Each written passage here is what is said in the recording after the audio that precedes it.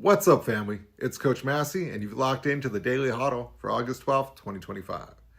If the inflation numbers are right, the Fed changes leadership, and world leaders shake hands in Alaska, Bitcoin could see one of the biggest moves we've witnessed in years. Now let's break that down.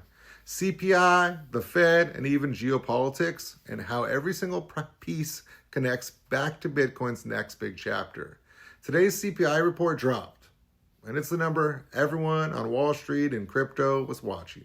CPI came in at headline and core, which rose 0.2% in July compared to last month, while it was 2.7% up from a year ago.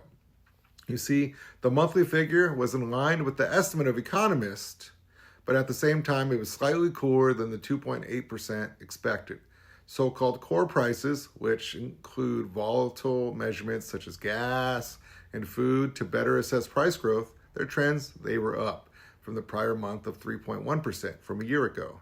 The annual core figure was hotter than economists' expectations of 3%, while the monthly figure was in line with the estimate. So you're asking yourself, why does this matter?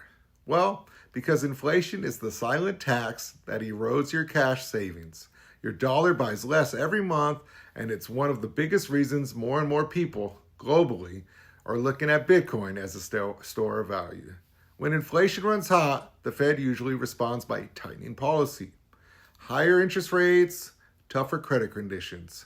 That's bad for risky assets short term, but here's the kicker. The worse the fiat system looks, the more attractive Bitcoin becomes as an escape hatch. And we love our money. Globally, you're already seeing this. Look at Argentina, look at Turkey, look at Nigeria. See, these currencies, they're collapsing. People flock into Bitcoin, not for speculation, but for survival. The CPI data today is another reminder the dollar isn't immune.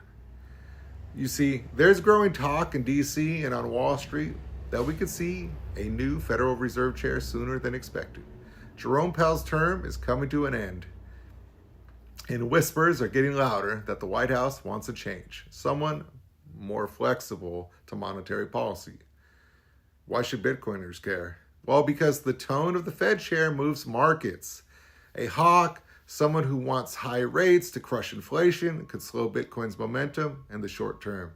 A dove, someone who likes lower rates, could flood the system with liquidity. And Bitcoin thrives when there's easy money sloshing around. You see, if a new Fed chair signals rate cuts are coming in 2026, it's bullish fuel. And I'm a bull.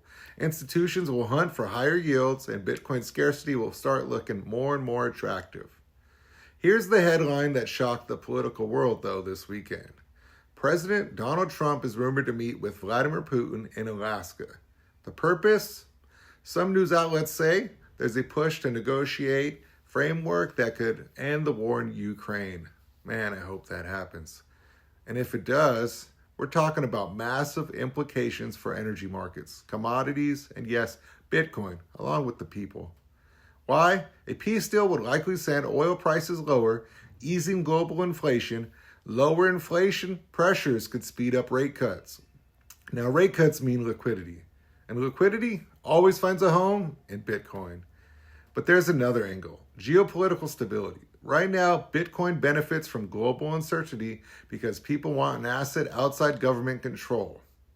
But if tensions cool, big institutional players might feel safer allocating. Let's talk the big picture and let's connect the dots that I just talked about. Inflation data, pressuring the Fed to act, a possible new Fed chair changing policy direction, and geopolitical talks that could reset the world stage. You realize Bitcoin just isn't a speculative asset. It's becoming the neutral money of a multipolar world. If the war ends, the Fed turns dovish, and inflation cools, we could see an inflow of capital into Bitcoin from every direction. Retail, institutions, and even sovereign players, countries. In closing, here's my question for you. Which of these three events, CPI inflation trends, a new Fed chair, or Ukraine peace deal, do you think will have the biggest impact on Bitcoin in the next 12 months? Drop those thoughts, drop those comments, hit the like button, and remember, this is not financial advice. Do your own research, stay informed, and don't let the hype trade for you. That's your daily huddle for August 12th, 2025. Stay sharp, stay disciplined, and as always, lead, pray, hodl. I'll see you on the next one.